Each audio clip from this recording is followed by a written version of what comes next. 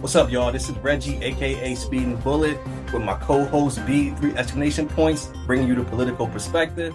Savvy enough to hear certain things and not automatically be acting.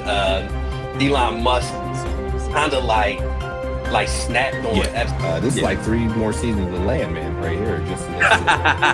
Yeah, definitely. Where the natural resources are ransacked, and these countries are normally not better after the United States comes over there and just starts trashing their country. And always remember, if you're not political, you do not have a perspective. Now let's talk some politics. Make some sense of the political landscape in the land that we live in. Reggie, please. Oh, man, absolutely. So welcome to the political perspective. I am Reggie, aka Speeding Bullet. This is B, 3 exclamation points. And always remember, if you are not political, you do not have a perspective. So, B, as always, the Iraq war, Jesus, we didn't bomb so many Middle Eastern countries, getting them confused. But it's always going to be the top story until this conflict is settled. But there are some other interesting things that are going on that I'm going to touch on. The first thing I want to talk about is just Trump and his escalating attacks of the Federal Reserve chair. So Trump has publicly, obviously, in the last year, threatened to remove Fed Chair Jerome Powell, whose tenure as the Fed chair is going to be up within the next couple of months. However, Trump has really been smearing Jerome Powell through the media and also through the Department of Justice, opening up investigations on some mortgage dealing that Jerome Powell may have had. But Trump is pushing for his replacement, which Trump wants to put a guy named Kevin Warsh in as Jerome Powell's replacement. Now, just kind of a little bit of how the Federal Reserve works is there's a chairman of the Federal Reserve, but then there are board members that use economic indicators to lower interest rates and things of that nature to spur the economy, to slow down the economy if it's moving too fast, it's growing too fast. So there's a whole kind of board of members that use these economic indicators to try to figure out what's the best course of action. Now, the Federal Reserve chair is normally not a political position. It's normally the chair is appointed by the president. However, it's not really a political position because it actually spans multiple presidents, depending on when it's appointed. When that person's appointed, I think they're appointed to, I think, a 10-year term, and it's designed so it does go through multiple presidents because you want to kind of keep some continuity within the economy, and to be changing this possibly every 4 years. There's so the government is kind of puts that in place, so there aren't wholesale changes every 4 years when there's possibly a new president. But like I said, so Trump, ironically, he's the one that appointed Jerome Powell. So I mean, just like all crazy things, when Trump appointed Powell, he says he's the most brilliant financial mind in the world, and blah blah blah, all of these things. Of course, all the positive things. Right, all these things, but now suddenly he doesn't know what he's doing. And he got low ratings, right? Kind of what loyalty looks like to Trump. Loyalty is dependent on agreement. If you don't agree with Trump, then he's no longer loyal to you at all. But Trump has demanded the Federal Reserve to lower interest rates. However, the Federal Reserve is reluctant to lower interest rates just because of the effect on the economy. So with inflation rising so much, the lowering of interest rates means that there could possibly be too much money in the market, and that could actually create a recession. So but Trump is more of a numbers person. So Trump wants the interest rates to be lower because he believes that will spur the economy. However, Trump he's not an economist, so he obviously doesn't know the intricate details of the economy, but he thinks he does, and he's really kind of pushing for that change. So stay tuned to hear if there's any change. Trump is trying to take it to court and all of these things.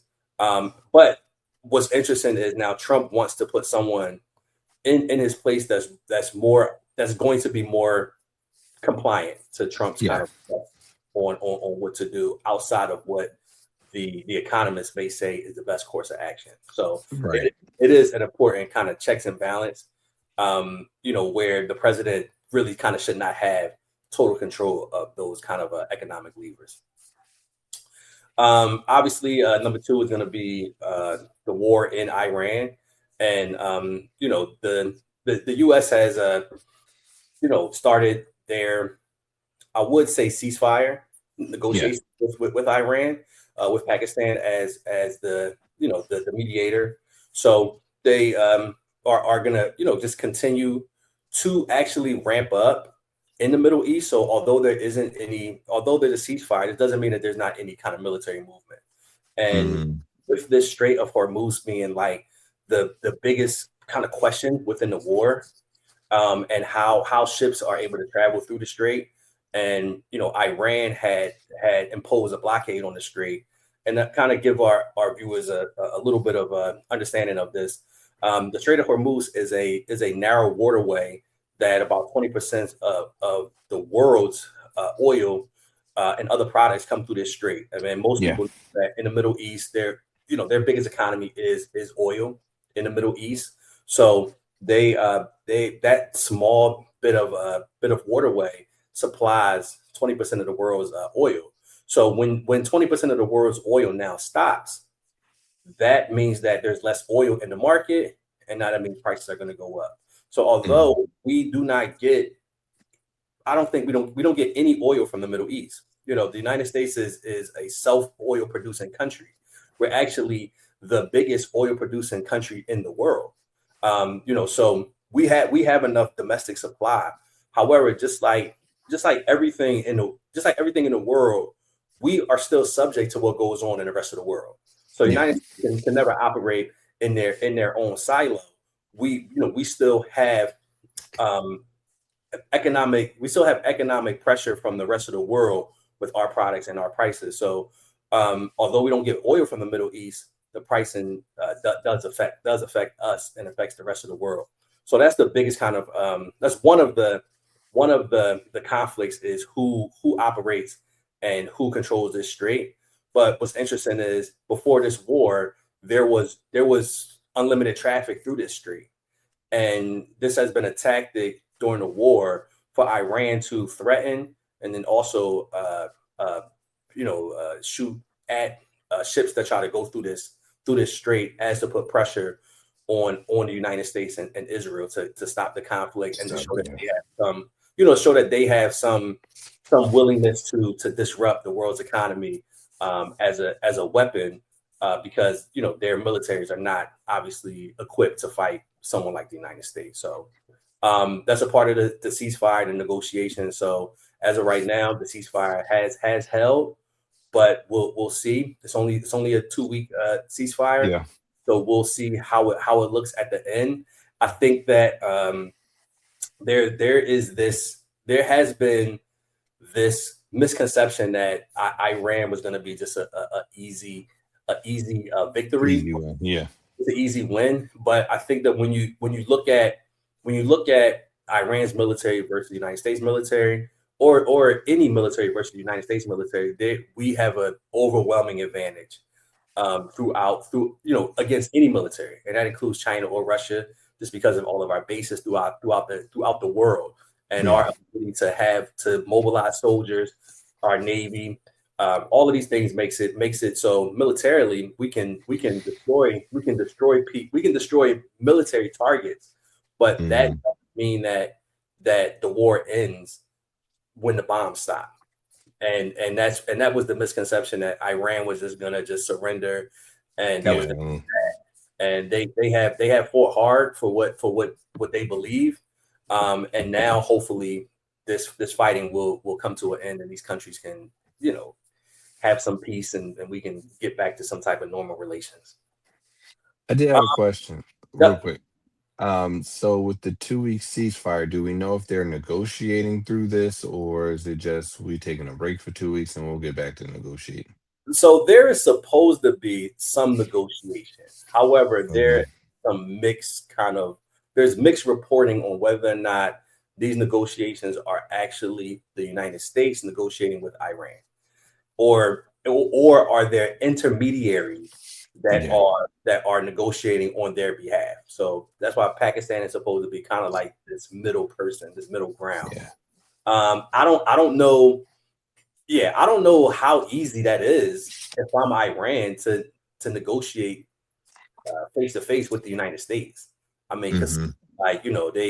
the United States has killed their top religious leader, and so many people have actually so many negotiators have been killed by the United States. You Yeah. know, every time which I think is interesting, if not crazy, that while we're negotiating, you kill the negotiators. That's not something that I would be willing to negotiate. Right. That if the negotiations don't go well, you're going to just kill me. So it's kind of, so that's one of the reasons why there hasn't really been, the reports are that there hasn't really been any face-to-face negotiations with Iran for that reason. They probably are afraid that the negotiators are going to get killed, so they're going through Pakistan. But I think that complicates it because one side doesn't really know what the other side is really saying, and that's where there was Right. with kind of Pakistan having kind of different packages of negotiation points. That there was some confusion or just some areas that were unclear, and that's what happens when you don't have people that are face to face actually negotiating. Mm. So that's but hopefully that will be something that they'll be able to meet in the future.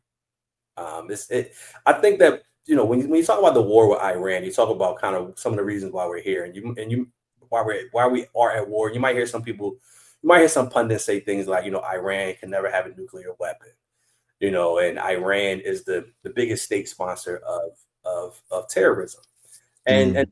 those things are true, right? I mean, you don't want what we would consider a terrorist regime having a nuclear weapon. I mean, I think everybody Yeah. would Yeah. agree with. We'll agree with that. Right. However, whether or not Iran was even kind of close or even looking to develop a nuclear weapon has been the object of severe debate. And even within our intelligence community, it was stated that Iran is not attempting to create a nuclear weapon. That's Yes. never been a part of their plan. And this kind of conflict was initiated off some pretty kind of like false pretense. Yeah. And then the other thing with the state sponsor of terrorism, I think is actually interesting too, because when you look at the Middle Eastern region and you look at Iran, as their country, but they support what people would consider kind of terrorist factions in other countries. So Iran supports Hamas in Gaza, and this is air quote. Like, people don't really. This is just what people believe, that Iran is financially supporting these groups, and they probably are, but there's nothing definite. But Iran is supposedly supporting these terrorist groups in the Middle East. So you got Hamas in Gaza, you have Hezbollah in Lebanon, and then you have Mhm. the Houthis in Yemen. However, when you think about when you either compare or contrast that with the United States has their own, and you won't call it terrorists, but the United States have military bases in almost every country in the Middle East. So if you squint your eyes, is Iran doing anything much different than what the United States is doing? We have our central location, and then we have satellite bases that really do our, that really can strike any country whenever. So it's kind of like it's really, and I think that there's this expectation that we are the good guy. And I would imagine if you lived in a country that was getting bombed by the United States, your government would probably make you believe that we're the good guys and they're the bad guys. Right. However, if you look at the history of the United States, are we really the good guys? Have we ever really been the good guys? I was going to say, it's like, you don't want a terrorist country to have a nuclear weapon. Like, who's to say we're not the terrorist country at this point? But yeah, absolutely. So the next thing I want to talk about is Trump and his sharing of a meme of him as Jesus Christ. So you may have seen this meme of Trump, and he has this glow over his head and his body, and he is simulating kind of like healing a man in what looks like a hospital bed or something with this glowing orb in his hand, and the Christian evangelical group has been up in arms over it, to the point where Trump had to remove the picture because it was considered blasphemy and depicting himself as Jesus Christ. And in great Trump fashion, Trump said that when he saw the picture, he did not think that this picture depicted him as Jesus Christ. He said that this picture depicted him as a doctor. And our viewers, you can make your own determination of whether or not Trump looks like a doctor or looks like an image of Jesus Christ. I'm going to say I've never went into a doctor's office and his hand was glowing and he had some orb glowing in his hand with with some Last Dragon aura around him. I've never seen that in a doctor's office. I don't know. Have you ever seen a doctor? And not in any doctor I've gone to. Hilariously, on Monday, Jon Stewart did a bit on this, and I didn't realize until I watched it, but the man in the hospital bed looks like Jon Stewart. So he did a whole bit on that on his show on Monday night. I'm going to send it to the group chat when you get a chance. Watch it. It's a long video, but you could just watch the section where he talks about the photo. It's pretty fucking hilarious. Oh my God!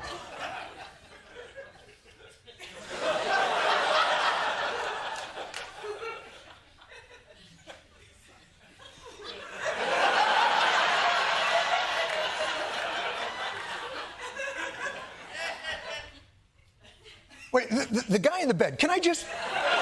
Are you...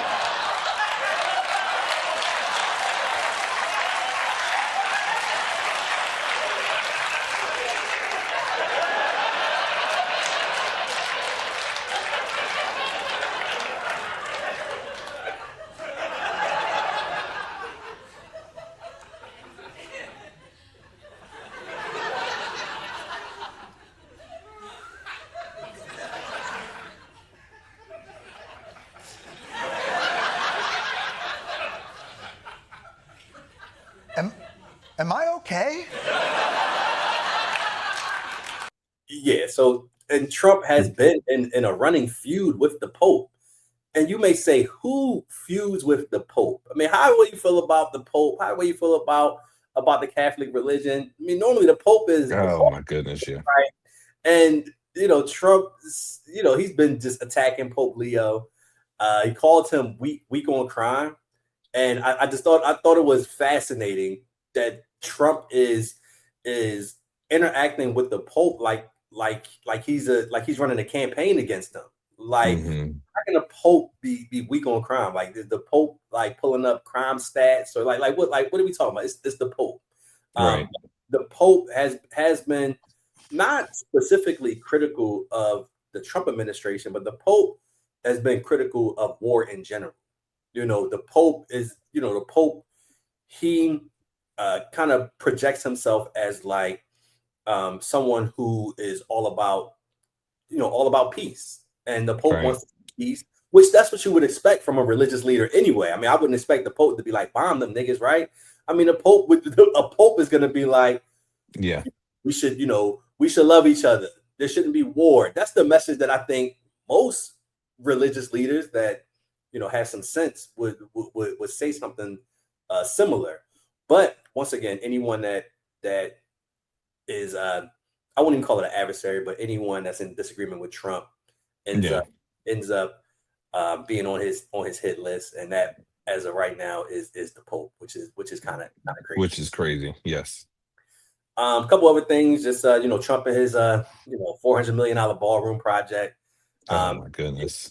That has that continues to be attacked really by the federal judge of that particular case, because now it's been appealed, and it's possibly going to go to the Supreme Court to be able to decide whether or not Trump legally has the ability to put this ballroom in the East Wing. However, the East Wing has already been demolished. So, I mean, I don't really know what the back and forth is about. I think it's just to make sure that Trump understands that you can't just unilaterally just knock down buildings.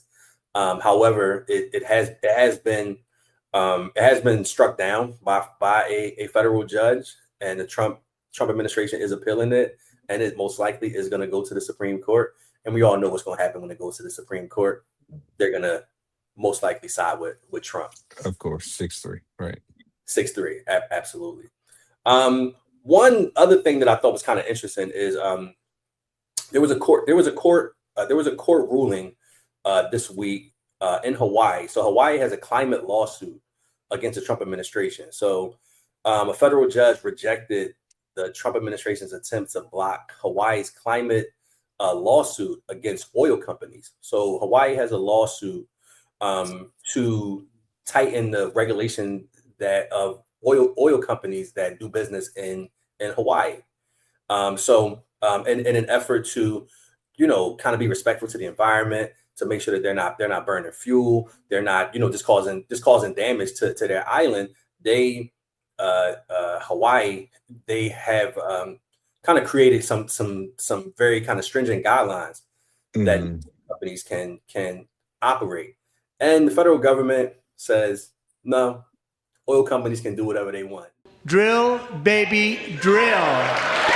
Drill, baby, drill. No, no real kind of respect for the environment. And we see that throughout this administration all the time. No respect for the environment, because those people that own these oil companies don't have to breathe these toxic fumes, don't have to have the disruption to the wildlife in their particular area. So, but a judge did